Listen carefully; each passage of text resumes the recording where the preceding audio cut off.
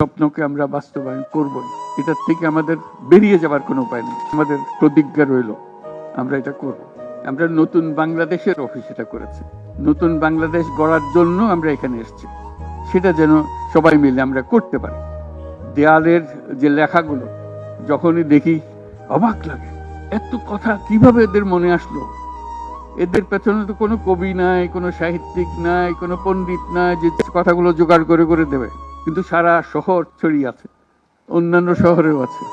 প্রতিটি কথা অত্যন্ত মূল্যবান। ছোট্ট কথা, ছোট্ট ছবি, অত্যন্ত মূল্যবান। শুধু বাংলাদেশের মানুষ উতলা হয়ে গেছে নতুন বাংলাদেশ করার জন্য, তাই না? আমাদের যত বাংলাদেশি সারা দুনিয়া জুড়ে আছে, তোমরা একটু আগে বলেছো তাদের কথা, তারা সবাই বলছে যে আমরা আসতে চাই, আমরা এই নতুন স্বপ্ন বাস্তবায়নে শরিক হতে চাই। কাজে তারা, তোমরা যে ঢেউ উঠিয়েছো শুধু এখানকার মনে না, সারা দুনিয়ার বাংলাদেশিদের মনে এই ঢেউ উঠিয়েছে, তারাও যোগ দিতে চায়। যারা বাংলাদেশি নয়, অন্যান্য দেশের তরুণরা, তারা বলছে আমরাও দেখতে চাই, কারণ আমাদের দেশেও এরকম দরকার। কাজে এটা কোনো সীমাবদ্ধ নয় যে বাংলাদেশের মনের মধ্যে তোমরা প্রচন্ড ঢেউ জাগিয়ে দিয়েছো, প্রচন্ড স্বপ্ন জাগিয়ে দিয়েছো।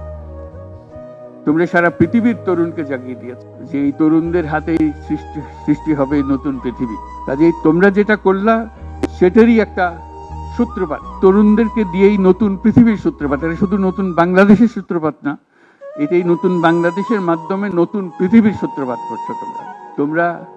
ইতিহাস আজকে মনে হচ্ছে সাধারণ কয়েকজন তরুণ সামনে বসে আছে, কিছুদিন পরে এই সাধারণরাই অসাধারণ হিসেবে পৃথিবীব্যাপী স্বীকৃত হবে, যেহেতু তোমরা অসাধারণ কাজ করেছো। সেই কাজে যেন বিরতি না আসে, এটাই হলো আমাদের প্রতিজ্ঞা, যে আমরা যেন করতে পারি। আমার একটা প্রস্তাব থাকবে, নাহিদ, আসিফ, তোমাদের সবাইকে অন্তত মাসে একটা করে চিঠি লিখো আমাদের কাছে, শুধু স্মরণ করিয়ে দেওয়ার জন্য। এটা বাকি রয়ে গেল, এটা ঠিক হলো না। কারণ আমরা হয়তো অনেক সময় মাথার থেকে ছুটে যাবে, যেহেতু তোমরা যেভাবে দেখে এসছো আমরা সেভাবে দেখতে জানি না।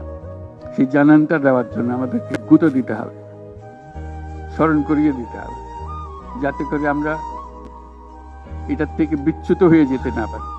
এটা তোমাদের দায়িত্ব, কারণ যে পথে রওনা করে দিয়েছো সেটার রূপরেখা তোমাদের কাছে পরিষ্কার। আমরা হয়তো কিছুটা বুঝেছি, কিছুটা অন্যভাবে বুঝেছি, এরকম যেন না হয়।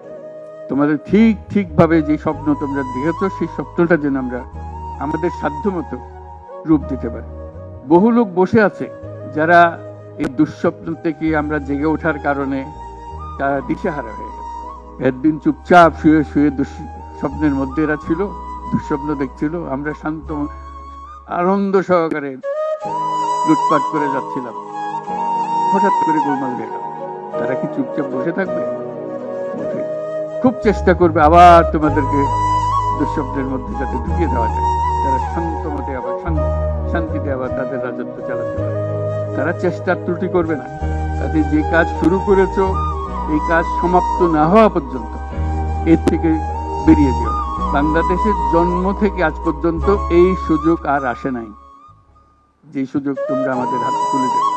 এই সুযোগ যেন হাতছাড়া না।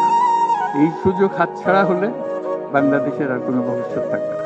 কাজে এটা যেন শুধু রাষ্ট্র নয়, পৃথিবীর সম্মানিত রাষ্ট্র হিসেবে প্রতিষ্ঠিত হতে পারে, যেহেতু তরুণরা এটার হাল ধরেছে। এই কারণেই এটা ভিন্ন, এই কারণে এটা ইউনিক, অনন্য। এই অনন্য একটা দেশ আমরা তৈরি করতে চাই। তোমাদের চিন্তায় স্বচ্ছ, তোমাদের চিন্তায় সঠিক, এটা মুঠো থেকে ছাড়বে না, হাত থেকে ছাড়বে না, এবং আমাদেরকে স্মরণ করিয়ে দেবে যদি আমরা এটার, এই স্বপ্নের থেকে দূরে সরার কোনো কাজ করেই ফেলে। আমাদের কারো কোনো ইচ্ছা নাই এই স্বপ্ন বাইরে যাওয়ার, এই স্বপ্ন বাস্তবায়ন করাই আমাদের সার্বক্ষণিক কাজ।